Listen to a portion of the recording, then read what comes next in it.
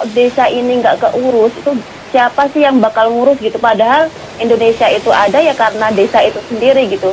Sehingga dari situ saya mencoba setelah lulus kuliah itu nggak cari kerja yang kayak teman-teman mungkin PNS atau kerja yang di Jakarta lah, biasanya kan pada merantau kayak gitu. Saya pilih fokus di desa karena saya yakin pendidikan itu akan lahir, dari pendidikan itu akan lahir generasi-generasi berkualitas yang akan menghadirkan visi misi dan solusi atas berbagai masalah yang ada di negeri ini gitu. Kenapa saya memilih desa? Karena saya merasa banyak orang yang tidak peduli dengan desa gitu ya. Mungkin saya cerita sedikit dulu ketika masih SMA, saya kan sering ngajar di TPA seperti itu. Adik-adik yang saya ajar di TPA itu setelah lulus SMA semuanya pada merantau ke Jakarta, sehingga di desa sendiri itu kehilangan bibit-bibit sosok-sosok yang akan memakmurkan desa itu sendiri. Akhirnya desa kosong kepemimpinan yang saya simpulkan seperti itu, sehingga dari situ saya termotivasi sekali ingin memajukan Indonesia berawal dari desa seperti itu, Kak. Oke.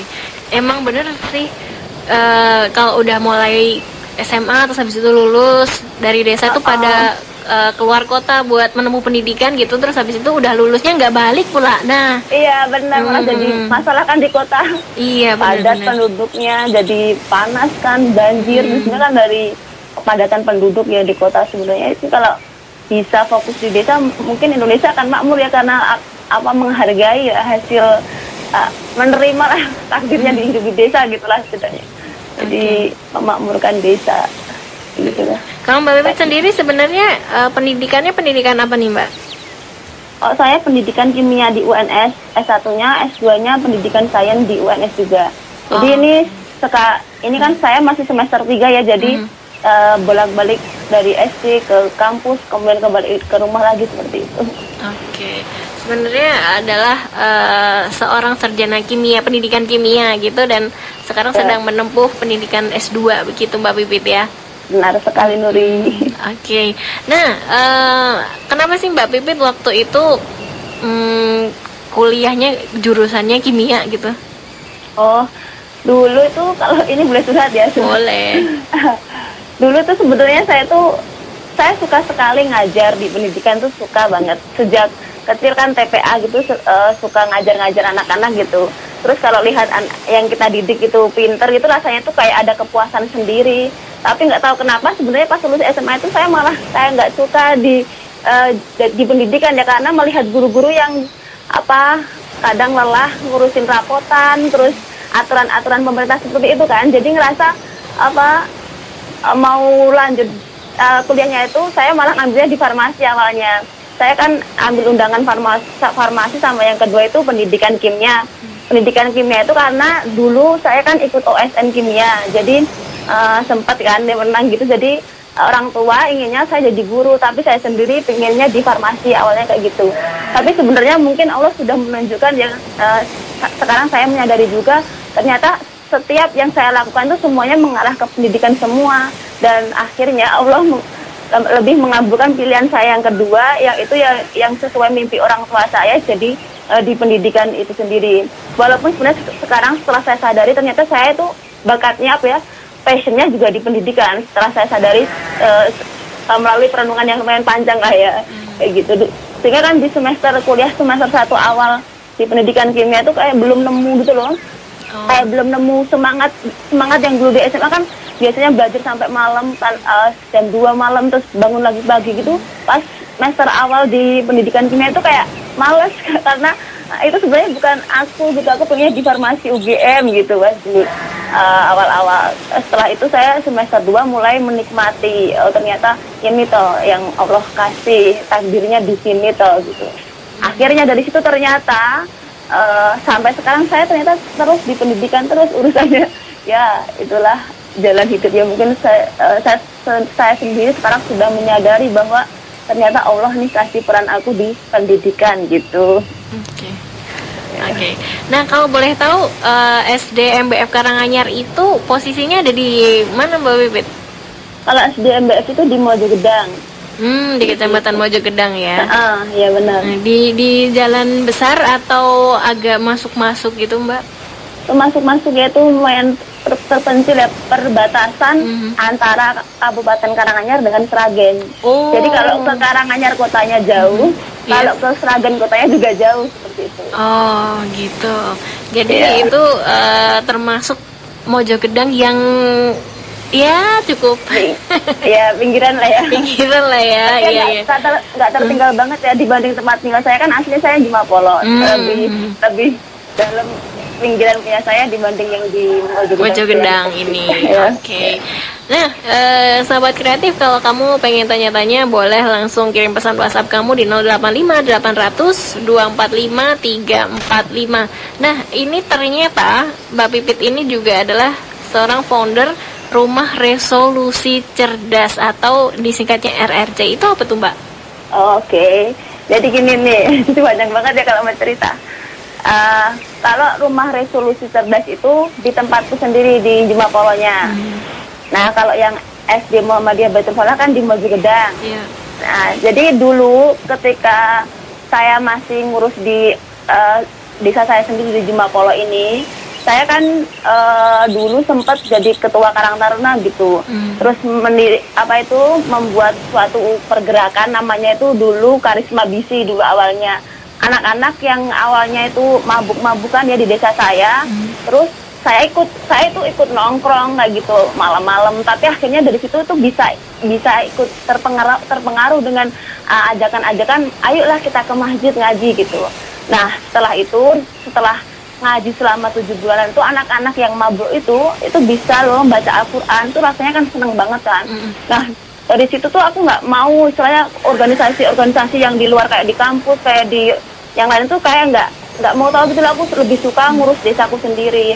Nah, setelah itu kan ada tokoh masyarakat kayak gitu yang anak-anak kan pada rame gitu kan pas mau antri wudhu gitu, terus kayak dimarahin gitu. Akhirnya anak-anak yang awalnya sudah hijrah ya, awalnya dari masuk ke masjid itu jadi pada ngambek semua. Di situ tuh saya langsung kayak kaget, terus akhirnya saya merenung, mungkin aku kurang ilmu nih dalam segala mengatasi ini semua. Akhirnya setelah itu saya fokus saat itu kan saya mau juga fokus di skripsi tugas akhir. Saya akhirnya ikut organisasi di luar-luar. Nah, dari organisasi luar-luar itu yang di Karanganyar, dari Forma Iska, awalnya di Forma Iska jadi Sekolah Tani Organik, kemudian ikut lagi yang di Mojogedang itu akhirnya dari Sekolah Tani Organik jadi SDMBF itu. Nah, itu misalnya kayak gitu. Jadi kita SDMBF itu baru berumur 1 tahun setengah bulan. 1,5 tahun ya. Jadi baru berdiri. Nah, setelah di sana berdiri tuh saya tuh kayak ngerasa kok saya di tempat lain bisa memberikan semuanya, ibaratnya di desa saya sendiri kok nggak lagi memberikan gitu. Ada gusaran dalam hati kayak gitu setelah pulang gitu, rasanya kok di sini sepi, kalau di sana saya bisa all out, bisa lah ibaratnya. Karena juga timnya bagus, kemudian didukung dengan masyarakat juga yang mau gitu loh, mau berkontribusi banyak juga. Akhirnya saya pulang ke rumah di tahun 2018 bulan Juli itu saya mendirikan Rumah Resolusi Cerdas itu. Nah, dari situ akhirnya nih saya mengumpulkan anak-anak muda tapi yang khusus muslimah, yang perempuan, karena ngerasa dulu saya ngurus yang laki-laki itu kayak tenaga yang saya keluarkan sama hasilnya itu kayak nggak seimbang gitu loh. Nah, akhirnya saya review, saya kumpulin pemuda-pemuda yang muslimah itu, saya ke rumah-rumah orang tuanya yang perempuan itu, saya ambil yang anak-anak terakhir, anak-anak ragil. Kalau di desa namanya ragil ya, anak terakhir kayak gitu. Tujuannya apa? Anak-anak yang ragil itu, yang lahir terakhir itu bakalan ngurusin orang tuanya di desa ini, sehingga harapan ke depan tuh mereka nggak akan pergi merantau tadi. Jadi tetap stay di desa desa saya sendiri ya, di Jemapolo itu. Nah, dari situ akhirnya kebentuk 15 anak muslimah. Yaitu akhirnya kita membuat gerakan-gerakan kajian-kajian pemuda, kajian-kajian untuk orang tua, bimbingan belajar untuk anak-anak yang TPA. Jadi dari resolusi itu anak binaan saya itu mengajar anak-anak TPA gitu, sehingga akan terjadi sistem yang bagus nih. Nah, saat ini kan kita baru punya base camp kecil dan akan saya perluas ya di depan rumah itu, biar nanti anak-anak itu yang muslimah itu akan terbekali dengan ilmu. Di situ juga bisa cari ladang rezeki. Jadi orang tua itu nggak mengharuskan anaknya setelah lulus sekolah nanti harus merantau ke Jakarta untuk cari duit gitu loh. Itu tujuan saya kayak gitu. Ya, jadi itu runtutan ceritanya. Oke. Dan itu pemikiran yang luar biasa banget sampai dipilihlah anak yang paling muda gitu, anak ragil dari setiap keluarga, dan itu yang perempuan. Pemikirannya tuh Mbak Bibi bisa jauh gitu ya? Ya soalnya itu yang ngerasa banget, ada dulu tuh yang istilahnya sudah kayak match gitu sama saya tuh, kayak sudah jadi tim yang keren lah ibaratnya. Tapi ternyata tiba-tiba setelah udah jadi dia pergi merantau dan nggak pulang-pulang, jadi kok sendiri lagi ngurus di kampung ini gitu rasanya. Nah akhirnya saya juga milih perempuan tadi karena dari rahim perempuan itu kan nanti akan terlahir anak-anak yang cerdas ketika ibu-ibunya cerdas gitu. Saya jadi ambil satu titik poin di situ biar nanti ke depan akan terlahir nih generasi bagus di desa, dari desa gitu. Pilot projectnya seperti itu. Dan ini RRC ini sampai sekarang masih jalan ya Mbak Bibit ya? Masih ini 2 tahun ini ya masih jalan. Oke. Masih jalan 2 tahun ini ternyata Sahabat Kreatif. Dan itu Mbak Bibit juga terjun langsung di situ atau gimana nih? Saya awalnya saya terjun langsung. Jadi di tahun pertama itu benar-benar semua yang memulai itu dari saya ya. Karena kan saya sama adik saya ngajak adik saya kemanapun pergi, adik saya ajak. Harapannya adik saya kan yang terakhir nomor 4 ya. Jadi ini sebenarnya ngelatih adik juga biar nanti ke depan ini bakalan adik yang bakal terusin sampai nanti mati. Israel meninggal dunia ya, karena kan bakalan ngurus bapak sama ibu kan di keluarga saya kan adik itu. Saya ajak kemana-mana adik. Kemudian 1 tahun saya intensif istilahnya memberi pola ya, kita ngaji setiap hari Minggu, nanti pembekalan ada belajar agama untuk ibu-ibu, saya haid, masalah haid dan sebagainya. Setelah itu nanti di setiap hari ada ini absen, tapi absennya pakai Al-Quran, jadi 1 hari harus ngirim 10 ayat semua tim. Jadi itu setiap hari anak-anak akan dekat dengan Al-Quran. Setelah terbentuk polanya, saya perlahan melepaskan, jadi saya tinggal pembina ya sekarang posisinya, pembina setiap minggu yang isi. Kalau selain itu yang cross check semuanya itu controllingnya saya lewat adik yang mengkontrol semuanya gitu. Alhamdulillah dari situ awalnya yang di desa ini yang kuliah cuma saya sendiri, itu sekarang sudah dari RRC itu sudah 2 yang kuliah. Jadi bersyukur banget sih ada pergerakan. Jadi orang tua juga akhirnya sadar lah kalau pendidikan itu juga penting gitu. Benar-benar. Oke, dan akhirnya sekarang RRC-nya dipegang sama adiknya Mbak Pipit, terus Mbak Pipit tinggal jadi pembinanya aja. Nah, kalau boleh tahu nih Mbak Pipit sekarang masih tinggal di Jumapolo atau di daerah Mojogedang atau mungkin di lain lagi? Kalau saya masih di Jumapolo, jadi pulang pergi ya PP dari Jumapolo ke Mojogedang, langsung kadang ke kampus ke Solo, balik lagi ke rumah gitu. Aduh, ini pasti Google Map-nya jalan-jalan terus. Iya. Alhamdulillah. Karena ya itu sih, karena mumpung masih bisa deket dengan orang tua ya kita maksimalin gitu loh. Nanti kan kalau nggak bisa kan jadi masih ada rasa-rasa kangen. Jadi seberapapun jauh kalau masih bisa dikejar dengan motoran, dengan bisa manajemen waktu, insya Allah masih tetap harus pulang ke rumah. Mbak Bibit, nanti kita bakalan ngobrol lagi, kita istirahat dulu nih, jangan kemana-mana, jangan ditutup juga teleponnya, nanti kita bakalan ngobrol-ngobrol lagi. Buat Sahabat Kreatif, dengerin yang satu ini dulu buat kamu ya, tetap stay tune di Pro 2 FM Solo, suara kreativitas. Rumah Resolusi Cerdas atau RRC itu program kerjanya apa aja, dan apa cuman ada di Karanganyar aja gitu. Siapa tadi namanya? Diana ya? Diana. Diana, salam kenal Diana. Kalau Rumah Resolusi Cerdas itu program kerjanya itu masih di lingkup di desa saya saja ya, di Jumapolo, belum saya perluas lagi, memang karena perlu waktu untuk membuat semua itu menjadi besar, dan saya memang lebih suka mengerjakan sesuatu dari kecil, detail seperti itu, sehingga hasilnya itu akan lebih memuaskan. Saya sedang membuat pilot projectnya, harapan ke depan semoga nanti bisa meluas ya kalau sudah ketemu polanya. Jadi kalau mau di apa di kontribusi apa? Kalau mau ditiru atau di tempat-tempat lain itu lebih mudah prosesnya. Kalau saat ini program kerja yang baru kami lakukan itu ada apa namanya talkshow inspiratif, itu setiap tahun sekali. Kemudian ketika masa pandemi kemarin kita juga menyebarkan kayak bakti sosial untuk warga-warga di kampung, karena memang banyak